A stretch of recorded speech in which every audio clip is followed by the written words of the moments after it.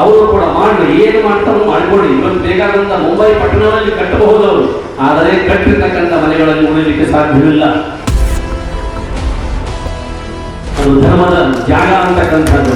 ಯಾರು ತಗೊಂಡ್ರು ಸಹಿತ ಅಲ್ಲಿ ಉಳಿಲಿಕ್ಕೆ ಸಾಧ್ಯವಿಲ್ಲ, ಅವರಿಗೆ ಉಳಿದಾಗಿಲ್ಲ. ಮನೆ ಕಟ್ಟಿ ಉಳಿದು ಸಹಿತ ಮನೆಯಾಗಿದ್ದವರು ಉಳಿಯಕ್ಕೆ ಸಾಧ್ಯವಿಲ್ಲ.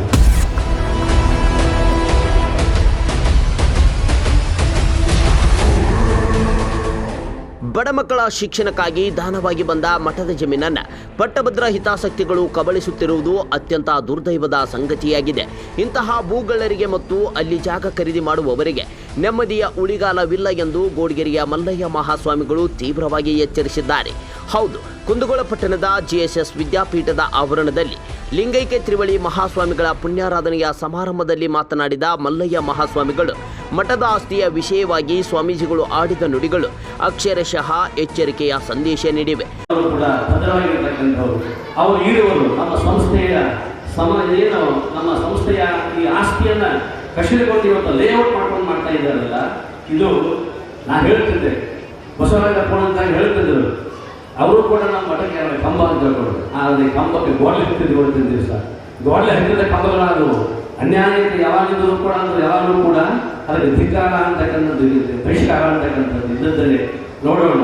ಆದರೆ ನಾನೊಬ್ಬ ಸಂಸಾರಿಕಲ್ಲ, ಪ್ರಪಂಚಿಕಲ್ಲ. ಹೋಲಿನಿಂದ ಏನಾದರೂ ಹೋರಾಟ ಮಾಡಬೇಕು ಅಂದರೆ ಅದಕ್ಕೆ ಕಾನೂನು ಅಂತಕ್ಕಂಥದ್ದು ಇದೆ. ಕಾನೂನಿನ ಹೋರಾಟವನ್ನು ನಮ್ಮೆಲ್ಲ ನಿರ್ದೇಶಕರ ಪರವಾಗಿ ನಾವೆಲ್ಲ ಕೂಡಿಕೊಂಡು ಮಾಡೋಣ ಅಂತಕ್ಕಂಥ ಮಾತನ್ನು ಕೂಡ ಹೇಳಿದ್ವಿ. ಎಲ್ಲಿಯವರೆಗೆ ನಾನು ಸುಮ್ಮನೆ ಇದ್ದೆ ಅಂತಂದರೆ, ಸಿದ್ದೇಶ್ವರ ಅಪೋಲದ ಫೋಟೋ ಆ ಜಾಗದ ಮೇಲೆ ಹಚ್ಚಿ ಇದು ಸಿದ್ದೇಶ್ವರ ಕಾಲೇಜ್ ತ್ಯಾಗ ಮಾಡಿದ್ರು. ಯಾವ ಸಿದ್ದೇಶ್ವರಪ್ಪ ಇಡೀ ತಮ್ಮ ಜೀವನವನ್ನೇ ತ್ಯಾಗ ಮಾಡಿ ಈ ಸಂಸ್ಥೆಯನ್ನು ಕುರಿತಾಗಿ ಇದಕ್ಕೆ ಇನ್ನಷ್ಟು ಪೋಷಕ ಆಗಬೇಕು ಅಂತ ಹೇಳ್ಕೊಂಡು ಸೊಸೈಟಿ ಜಾಗದಲ್ಲಿ ನಿಮ್ಮ APMC ಸೊಸೈಟಿ ಜಾಗದೊಳಗೆ ಒಂದು ತಿಂಗಳ ಪ್ರವಚನ ಮಾಡಿ ಇದಕ್ಕೆ ಇನ್ನಷ್ಟು ಧಾರೆಯನ್ನು ಹೋದರು. ಅದ್ಭುತವಾಗಿರ್ತಕ್ಕಂಥ ಜ್ಞಾನವನ್ನು ಧಾರೆಯ ಜೊತೆಗೆ ಇದಕ್ಕೆ ಪೋಷಕವಾಗಿ ನಿಂತುಕೊಂಡು ದಾರಿಗಳನ್ನು ಹುಟ್ಟು ಹಾಕಿರ್ತಕ್ಕಂಥ ಮಹಾನುಭಾವದ ಚಿತ್ರವನ್ನು ಹಾಕಿಕೊಂಡು ಇವತ್ತು ಅವರು ಆ ಚಿತ್ರ ಹಾಕಿಕೊಂಡು ಸಿದ್ದೇಶ್ವರ ಕಾಲೇಜ್ ಮಾಡ್ತಾರಂತಂದ್ರೆ ಏನು ಊಟ ಮಾಡ್ತಾರೆ ಅವರು ಕರ್ಮವನ್ನು ಪಾಪವನ್ನು ಅನುಭವಿಸ್ತಕ್ಕಂಥ ಒಂದು ಪ್ರಸಂಗ ಅವರಿಗೆ ಬಂದಿತ್ತು ಒಂದೊಂದು ದಿವಸ. ಆದ್ದರಿಂದ ಅವರು ಎಚ್ಚೆತ್ತುಕೊಡಬೇಕು. ಈಗ ಅನೇಕ ಪ್ರಕಾರವಾಗಿ ಈ ಕೂತವರಿಗೆ ಅನೇಕರು ಇವೆಲ್ಲ ತಪ್ಪು ಭಾವಿಸಬಹುದು ನಮ್ಮ ಸಲುವಾಗಿ. ಯಾಕೆ ಹೇಳ್ತಾರೆ ಈ ಮಾತನ್ನು ಓಪನ್ ಯಾಕೆ ಹೇಳ್ತಾರೆ ಅಂತಂದ್ರೆ ಅವರಿಗೆ ಸಂದೇಶ ಅಂತಕ್ಕಂಥದ್ದು ಮುಟ್ಟಬೇಕು. ಅವರು ಕೂಡ ಮಾಡಿ ಏನು ಮಾಡ್ತಾರೋ ಮಾಡ್ಕೊಳ್ಳಿ. ಇವತ್ತು ಬೇಕಾದಂತ ಮುಂಬೈ ಪಟ್ಟಣದಲ್ಲಿ ಕಟ್ಟಬಹುದು ಅವರು, ಆದರೆ ಕಟ್ಟಿರ್ತಕ್ಕಂಥ ಮನೆಗಳಲ್ಲಿ ಉಳಿಲಿಕ್ಕೆ ಸಾಧ್ಯವಿಲ್ಲ. ಅದು ಧರ್ಮದ ಜಾಗ ಅಂತಕ್ಕಂಥದ್ದು. ಯಾರು ತಗೊಂಡ್ರು ಸಹಿತ ಅಲ್ಲಿ ಉಳಿಲಿಕ್ಕೆ ಸಾಧ್ಯವಿಲ್ಲ, ಅವರಿಗೆ ಉಳಿದಾಗಿಲ್ಲ. ಮನೆ ಕಟ್ಟಿ ಉಳಿದು ಸಹಿತ ಮನೆಯಾಗಿದ್ದವರು ಉಳಿಯಕ್ಕೆ ಸಾಧ್ಯವಿಲ್ಲ. ಅದಕ್ಕಾಗಿ ನಾನು ಸ್ಪಷ್ಟವಾಗಿ ಹೇಳ್ತೇನೆ, ನಾನು ಯಾವಾಗಲೂ ಕೂಡ ಧರ್ಮಿಷ್ಠನಾಗಿರ್ತಕ್ಕಂಥವ್ರು, ಧರ್ಮದಕ್ಕೆ ಹೋರಾಟ ಮಾಡಿರ್ತಕ್ಕಂಥವ್ರು. ಅಂಥ ಒಂದು ಪ್ರಸಂಗದಲ್ಲಿ ಪೂಜ್ಯ ಸಿದ್ದೇಶ್ವರ ಮಹಾಸ್ವಾಮಿಗಳವರ ಯಾವಾಗ ಫೋಟೋ ಹಚ್ಚಿದ್ರು ಅವಾಗ ನನಗೆ ಎಚ್ಚೆತ್ತುಕೊಂಡೆ, ಇವರು ಮೋಸ ಮಾಡಿದ್ದಾರೆ ಅಂತ ಹೇಳ್ಕೊಂಡು. ಯಾರನ್ನ ಕೋರ್ಟಿಗೆ ಕರ್ಕೊಂಡು ಹೋಗಬಾರ್ದು ಅಂತ ಹೇಳ್ಕೊಂಡು ಬಸವೇಶ್ವರ ಮಹಾಸ್ವಾಮಿಗಳನ್ನ ಮೊನ್ನೆ ತಿಳ್ಕೊಂಡಿರ್ತಕ್ಕಂಥ 3ನೇ ಪೀಠಾಧಿಪತಿಗಳು ಅವರು ಇದ್ದಾಗ ಅವರನ್ನು ಕೋರ್ಟಿಗೆ ಕಳಿಸಬಾರ್ದು ಅಂತ ಹೇಳ್ಕೊಂಡು ನಾವು ಮನಸ್ಸು ಮಾಡಿ ನಮ್ಮ ಹೆಸರೇ ಮಾಡ್ಕೊಂಡಿರೋ ತಿಳ್ಕೊಂಡು ನಮಗೆ ಮೋಸ ಮಾಡಿರಲಿಲ್ಲ. ಇದು ಯಾವ ನ್ಯಾಯ ಅಂತಕ್ಕಂಥದ್ದು.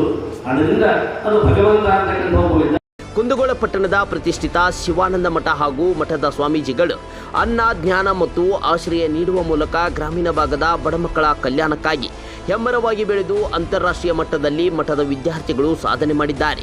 ಈ ಸಂಸ್ಥೆಯ ಅಭಿವೃದ್ಧಿಗೆ ಶಾಂತಕ ನಾಯಕ್ ಅವರು ನೀಡಿದ 6 ಎಕರೆ ಜಮೀನಿನ ಬದಲಿಗೆ ಶಿಕ್ಷಣ ಸಂಸ್ಥೆಯ ಮುಂದಿದ್ದ 3 ಎಕರೆ ಜಮೀನನ್ನ ಸಂಸ್ಥೆಯ ಹೆಸರಿಗೆ ಪಡೆಯಲಾಗಿತ್ತು.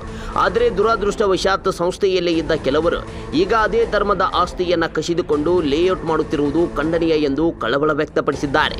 ಸಿದ್ದೇಶ್ವರ ಅಪ್ಪಾಜಿಯವರ ಕನಸು ಬಡ ಮಕ್ಕಳಿಗೆ ಆಶ್ರಯ ನೀಡುವುದಾಗಿತ್ತು. ಆದರೆ ಇವರು ಮಠದ ಆಸ್ತಿಯನ್ನೇ ಲಪಟಾಯಿಸಿ ನೆಮ್ಮದಿ ಕೆಡಿಸಿಕೊಳ್ಳುತ್ತಿದ್ದಾರೆ.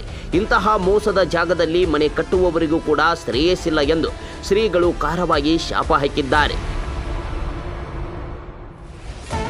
Sridhar Pujar, public next, Kundgol.